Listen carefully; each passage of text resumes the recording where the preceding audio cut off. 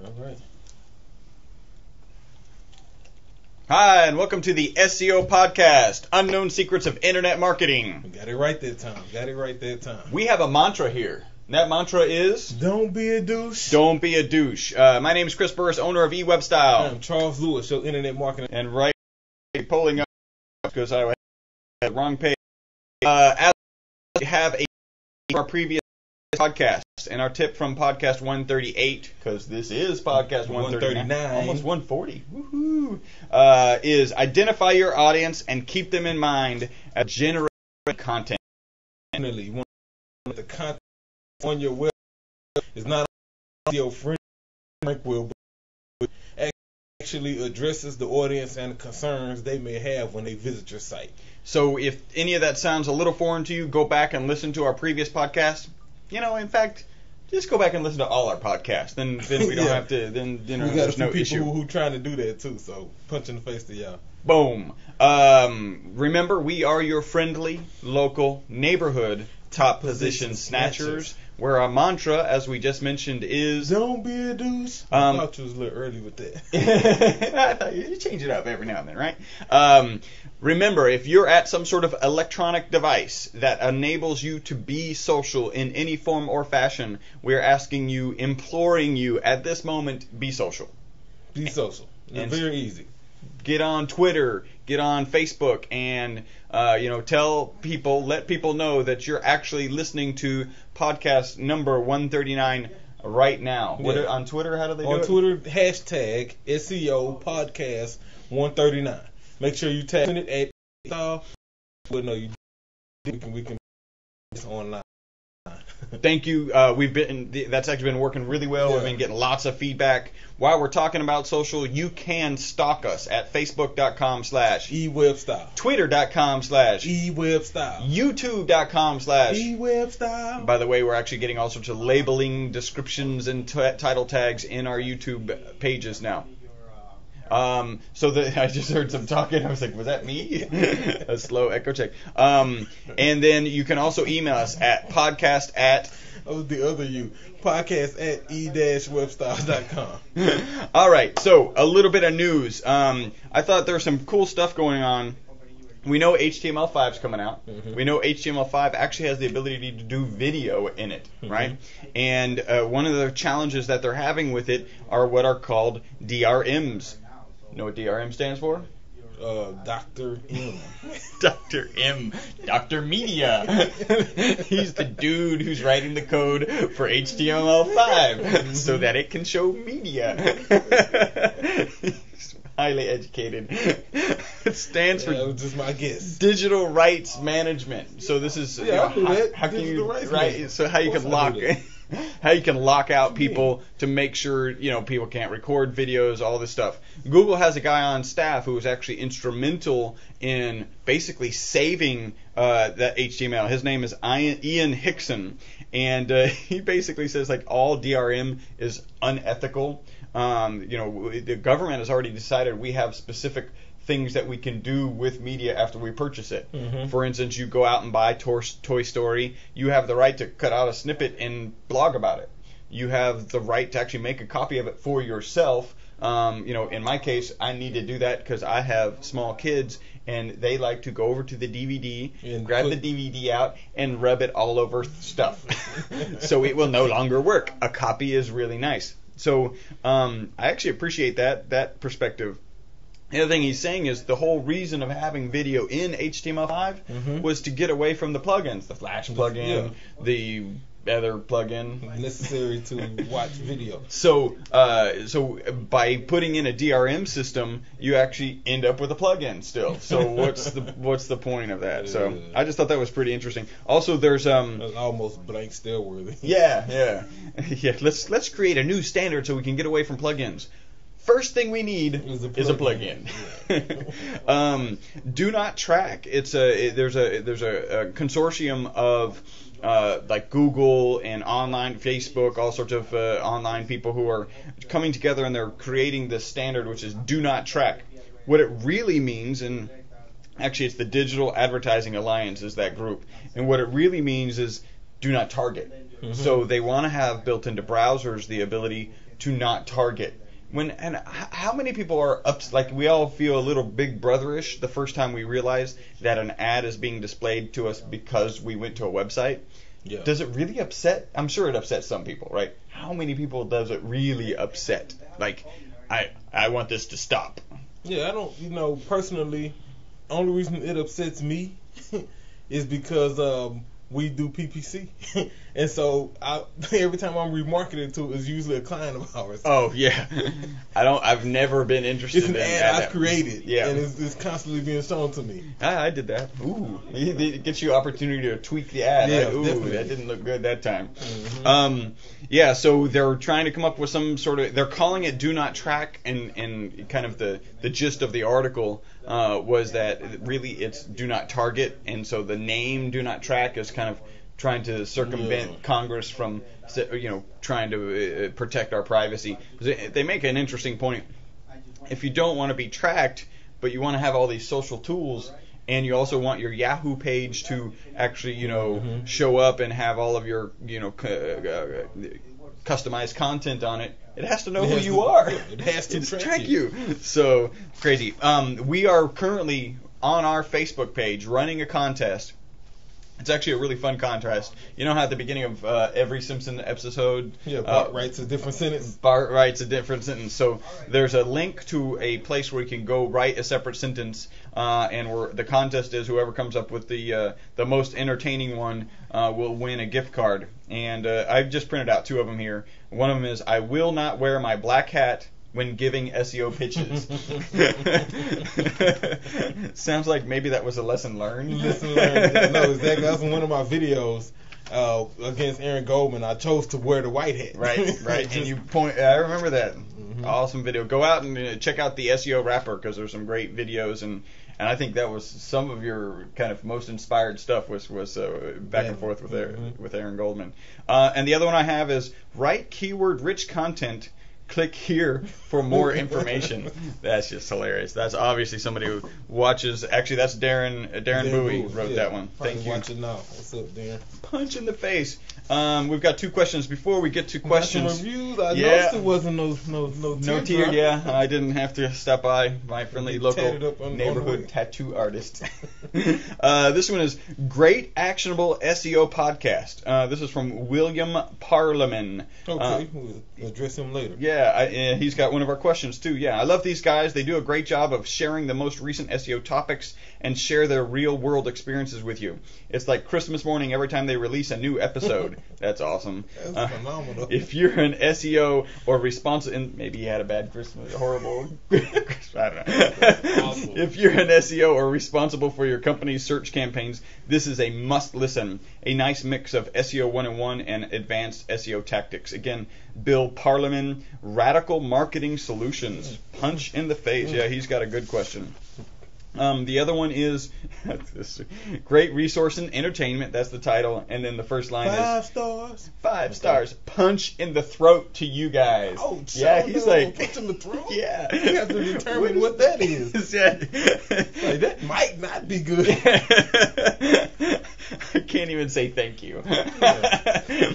I'm learning about SEO while having a great time. Thanks for helping me put some basic thoughts in my website while in development. When it's ready to show, I'll ask for an analysis. Thanks again, Adam, and his handle was Engineer Bell. Punch awesome. In the throat. Punch in the throat. Adam, all right. I'm gonna appreciate it. I think.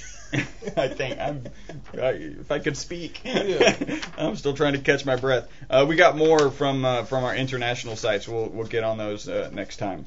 All right. So we have a question from our Facebook page. Tim Calling. Who's become a kind of pretty interactive listener. Thank you, punch in the face, Tim, for that. Here's a new question for experts. Is it still worthwhile to pay to be added to the Yahoo Directory? And does the Yahoo Directory still exist? Cool thing about that question is I responded to Tim on Facebook, and my immediate answer was yes, right? Some paid directories work, and frankly, Yahoo paid directory is one of those that works. It does have a cost associated with it, $300, but it generates a high PR link. Google sees it at value, and it'll, at the end of the day, help your ranking. What was cool about that was 2 days later, which would have been yesterday, SEO Mars posted a video by Matt Cutts Yeah. addressing paid directories. And then in Matt Cutts' video, he went on to say that just be careful which paid directories you use. Some fly-by-night ones have a low PR. They don't really trust them. The categories and the criteria for them to publish or link and business information in a directory is subpar, so they actually devalue it. Then there are others that have a high quality rate, have great categories, do a lot of research, almost require a verification process, and those get a higher PR. And then he went on to mention that they value Yahoo. So definitely, Tim, paid directories work, and Yahoo is one you should invest in if the budget permits it. And this next one is from William Parliament. I like this. You guys mentioned you do both SEO and PPC for clients. I just took on about 20 new SEO clients. I would love to hear an episode where you guys talk about how you manage your time when it comes to working with SEO and PPC clients. SEO is time consuming and a lot of roll up your sleeves type work. I would love to hear an SEO time management secrets.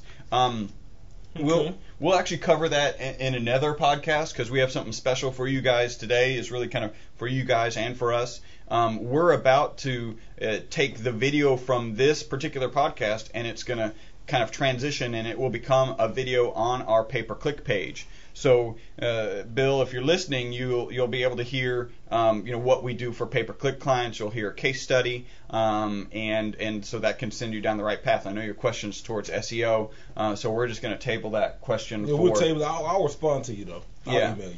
Yeah, because frankly, it's as you know, it's a lot of roll up your sleeves work. There are a couple tools that we use that certainly help us. I would imagine you're aware of them. We don't keep them secret or anything. We don't have anything. Time management. And let me give Bill these two tidbits, two real things that'll save you a ton of time. Sync up your AdWords account with analytics.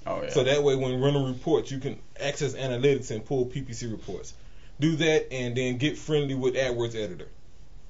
Yep. There you go. Take that, run with it, and I'll send you some more information across email. So like we mentioned, we're actually about to start a section of this podcast that we're going to cut out and use on our webpage. So enjoy.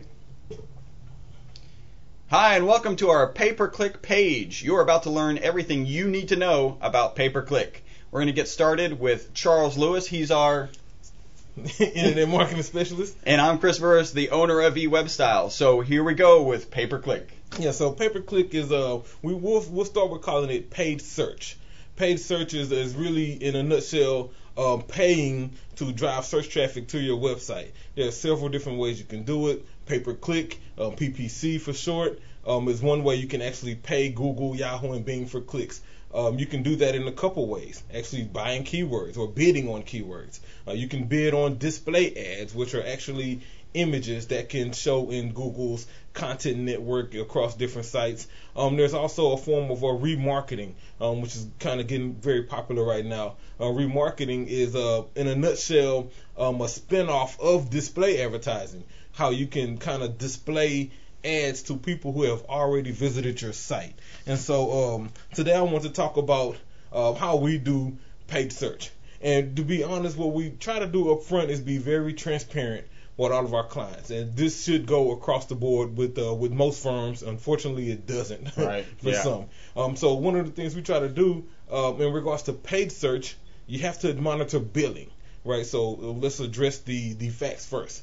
We very transparent. We do our billing on our client's card. Google requires that you, and Bing as well, requires that you apply some sort of billing payment method, credit card. Right. We'll use our client's card, and not only that, but we create login credentials for that client. So they can log in, they can see the billing, they can see the ads. The client can log in and see traffic. They can see CTR. They can see a lot of the things that, to be honest, most agencies and most firms try to hide, especially if it's not performing well. We want the client to see that, and for two reasons. One, so they'll know. Two, since I know they'll know, I have to definitely put our best foot forward. I think transparency is key. The other thing is by the client having login. When we call to follow up with details about how the campaign is performing, the client's actually able to log in and look at the exact same reports at the exact same time. So it's incredibly valuable. Yeah, it's very valuable, and at the end of the day, it kind of eases their mind. Unfortunately, a lot of small business owners out there who have been burned by different agencies, and there are plenty popular agencies, I won't give names now, that use a separate sort of platform setup, and so you can't really see the information that you want to see as a business owner, and so we decided to just not do that, give you the information you want to see. Cool story about how our PPC works is that I'll be blunt and say I'm pretty confident that we can probably do it better than you if you're the business owner. We have one client, a windshield replacement guy, Delta Auto Glass, and what they did was they were spending a ton of money on pay-per-click, like $5,000 or such, and they came to us.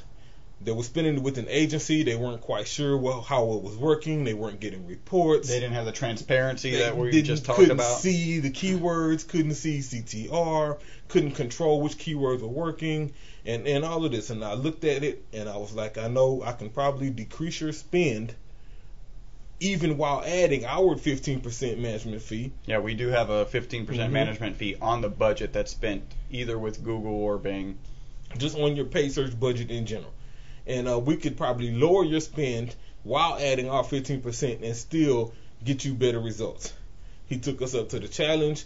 I immediately dropped it to $3,000 plus our 15%, and within 2 weeks, he saw a significant increase in business.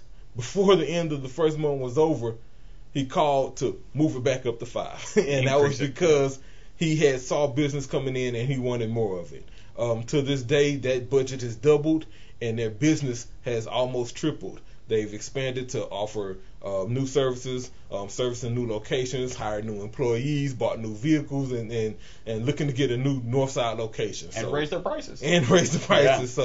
So an punch in the face to you guys. An important aspect of that campaign was the fact that we're an internet marketing company that's responsible both for the web design and development and also the driving the traffic. So if we saw that we were sending lots of traffic to his website and it wasn't actually converting into business, we would pull back and actually rework the website and figure out why it's not working. We have lots of experience doing that.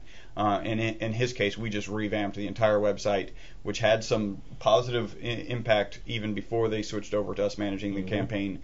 And then once we started managing the campaign, it's just been through the roof for them. So to add on to that, one of the benefits of doing that is that, like you said, we rebuilt the website first. And knowing that we would eventually take over the paid search campaign, that allowed us to, during that development phase, to go ahead and create the necessary landing pages that we knew we would need to make the pay-per-click campaign successful. And so dealing with an agency that can not only manage your paid search but also maintain your website has great value. Absolutely. Part of our process in doing paid search is a couple things. One, we always determine what the goal is, right? What does your business do online? Are you selling a product? Are you providing a service? In Delta's case, they provide a service, which kind of includes a product. We have other clients who are strictly e-commerce, and so they sell products. Once we determine that, then we need to go in and figure out what sort of paid search campaign should we apply. If you're providing a service, then display network may not be the best for you because it's a longer sale. Right. If you're selling a product online, then display network just might work. Frankly, remarketing will probably even work better because people are shopping online, and so you need to have your products in front of them as often as you can. One of the things we do is also establish where those ads should be published. Right? Should they be published on Google, on money.com, should they be included in Google's content network? Should they be on mobile devices? We need to determine all of that before we even begin creating the ads, so that way we'll know what sort of ads we need to create. And that comes from a good understanding first of what your client base is, and how do we target that specific client base. After we do that, then we kind of go in and figure out what sort of paid search is needed. Again, like if they need remarketing, if they need regular pay-per-click, or it may be kind of a social company. They may need Facebook ads and things like that. Then that help us determine what the overall budget should be and how we can tweak that budget to make sure it works. So after we determine all of that, then we go back into the basics, keyword research. Always start there. Figure out which keywords you need. Develop as many as possible. Tag them with the locations. I got to stop here. They say in real estate, it's location, location, location. Yeah. We always say in internet marketing, it's keywords. Definitely. You have to do that. One of the things, and I'll give you this tidbit, one of the things people tend to leave out when they do keyword research is they don't take that time to do negative keyword research. Oh, yeah. And so some people, when we take over a pay-per-click campaign for someone, I'll notice they may not have any negatives, or they'll only have 2 or 3. And so I can quickly go in and just look at Google Analytics, see what kind of traffic is coming to them, and realize that some of this traffic is the wrong words, and go and add those words to the negative list. Right, so I would suggest that you do your negative keyword research while you're doing your regular keyword research, because you'll get all of those same words at the same time. Do them as thoroughly, because they really both require a lot of attention. They require a lot of attention, which is why at E-Webstyle what we do is I'll go in, at least daily and check spend. Make sure it's spending right. Make sure nothing's going haywire with your budget. And then at least twice a week, go in and add negatives, or tweak ad groups, or remove keywords that aren't performing, or increase the budget on words that are performing very well, and make adjustments. That way we kind of earn that 15%, and at the end of the day the client can see some results. So after the keyword research, then we get into what I call ad creation. And ad creation really happens once we determine where these ads are going to go. Like I said earlier, if we determine that you're doing display ads and remarketing, then our graphic designer, I'll give him the CTAs, I'll give him a copy of the ad text, and he'll whip up, horizontal ads, square ads, banner ads, that all first have the same look and feel as the website. Number 2, will also be used on that landing page, so that way when they click the display ad, they land on a page that has a same graphic, or if not the same, very, very similar, but definitely includes the same offer. So that way you won't lose the client and they won't think that they landed on the wrong page. Ad creation also, of course, includes the text ads. Typical Google ads, 25 characters in your title, 35 in your first line, 35 in your second line. Take advantage of that. Speaking of those ads, this is a great time to do some advanced stuff. We kind of determine if we should use what Google calls DKI, for example. That's dynamic keyword insertion. Make sure that the word you searched will show up in the title. It'll be bolded throughout. You can put this in the title, you can put it in the description, or wherever you really want it to show at. So these are just some sort of, I won't call them advanced techniques, because most people who do PPC should know this stuff, but that's a stage that we tend to implement that at.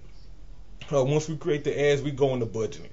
Right. One thing we try to do here is we'll max out on Bing first, and until the tables turn and Bing becomes more expensive than Google, we'll continue to max out on Bing first, because at the end of the day, click is a click. If somebody goes to Bing or somebody goes to Google and they type a keyword that you would like to be found for, you don't care that they were on Bing or Google. You do care, though, that Bing is cheaper. Yeah, definitely. If that click is $5 in Google, it's probably $180 in Bing or less. And so we'll definitely max out in Bing as much as we can, and then the remaining budget, which usually has been averaging 70%, 30%. So that 30% will usually max out with the amount of traffic and the clicks we can get from Bing, and we take the remaining 70% and manage it effectively in Google. Yeah. And then it also depends on how we manage that budget, right? Depending on the industry, we may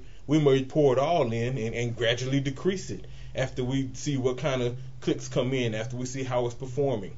Or vice versa, we may start off low and gradually increase it once we see that it's spinning too fast, or it's not spinning fast enough. And we take all of that data And first off, note take it and report it so we can refer it back to the client, but also to make sure that we're managing your budget to the best of our ability. Fourthly, we complete the basics. Right, we're talking about budgeting. Google has what they call quality score. The better your quality score, the lower your ads, the higher your placement, the better your CTR. Right, and so there's several ways we can do this, and I won't go into too much information about that, but we do cover the basics. Make sure that the landing page is consistent with the ad group. Make sure that the content on that landing page is consistent with the ad text, and that way Google will say, okay, this ad group is landing on the right page, and the content on that page is definitely related to the ad. First off, from a client perspective, that'll likely get you a conversion, which would increase your CTR. Continuity. Definitely. Yep. And from Google's perspective, they like the conversion, and they'll increase your quality score, and so that same click that was costing $5 over time may cost you $4.75 or $4.50 or $4.25 because you're providing a great experience to the Google user. Lastly, I'll say review it. Constantly review it. Last thing you want to do with a paid search campaign is set it and forget it. Because at the end of the day, it'll spend and it'll keep spending, and your client probably won't notice it, but you're not really making the best of the budget. You have to go in constantly and check the budget, add negative phrases, tweak terms, test new ad groups. We tend to do 2 or 3 ads, frankly, per ad group. That way we can let them rotate and compare them with each other. If 3 ads get shown 100 times a piece, and one has a significantly higher CTR than click-through rate. Click-through rate. Then that's the one we go with, and then I'll make that one the primary, get rid of the other 2, and maybe even come up with some spin-offs of the primary, and then test those. And that way we can constantly improve on the CTR and the ranking. There's 3 things that we're constantly focusing on. And one of them is the ads, which is either the text ads or the graphic ads. First it's the keywords, then it's the ads, text ads or graphic ads, and then it's the landing page to make sure that you've got continuity through all of those. Whatever the client searches, they see in the ad text, and whatever they see in the ad text, they see on the page that they land on. We've all clicked pay-per-click ads where I thought I was looking for an air conditioning unit and it showed me refrigeration page or something, and so that results in a bounce. That's just wasted dollars for that particular client. Or people who you may send an ad to a home page, and while you do AC repair, your home page says AC repair, refrigerator repair, washer and dryer repair, and you creating additional clicks and really wasted time for the user. They search AC repair, let's land them on AC repair. To take it a step deeper, if they searched AC repair with a free service call, let me land them on a page that says free service call with your AC repair. Right. Continuity. And fill out this form. So you want to have a good, strong, call to action, CTA. Fill out this form or give us a call immediately, and we'll get you set up. Yeah. So in a nutshell, that's E-Webstyle. That's how we start off managing a paid search campaign, and those are just the basics. We really dig deep. We could have talked about match types and things like that, but we'll talk about that another time. Thank you guys for visiting our pay-per-click page. That was our little segment that we're actually going to throw on our website. Thank you guys out there for listening to our podcast. Do we have anything else? We have any? Is there any blank stare? No blank stare today. I was going to talk about how Android shares went up, their users went up. Oh. And Apple's actually went down. Oh wow. But that was almost expected. with how many devices are holding the Android operating system on it. Definitely. So you have been listening to the most popular SEO podcast on iTunes. This was podcast number 139. Remember, do us a very small favor. Go on to iTunes, create an account, submit a review, and then send us an email so that we can actually give you a punch in the face. We've got lots of reviews coming in. We really appreciate it. Our fans are just awesome. It's we're getting more and more engagement. Mm-hmm. You guys are out there tweeting. Remember, if you can tweet right now, #podcast and #SEO podcast 139. That's why I don't. Gave him the buzzer sound. So let me do this real quick. Yeah. For our fans and people who follow us and really kind of stay in tune with what E-Webstyle is doing, do me the big favor of either DM an email address through Twitter, or send us a message through Facebook, or frankly email us at podcast@e-webstyle.com with your email address, because we're about to go through a whole website redesign for E-Webstyle. Actually, the video we did, we did post that. We did what no other internet marketing company would probably ever do. We released a podcast where we did an analysis, and pretty cutthroat. It's probably one of the most cutthroat analyses of our own website. Of our own website, yeah. So we check that out. We'll be posting that on Facebook here shortly. Then we'll be coming out with some designs. We'd like to get you guys to get some feedback. So that's why I want those email addresses. Once the new design mock-ups are done, I'll send it to you, kind of get you guys' opinion on it, and we'll take it from there. All right. Thank you guys for tuning in to the most popular SEO podcast on iTunes. Until the next podcast, my name's Chris Burris. Charles Lewis. Bye-bye for now.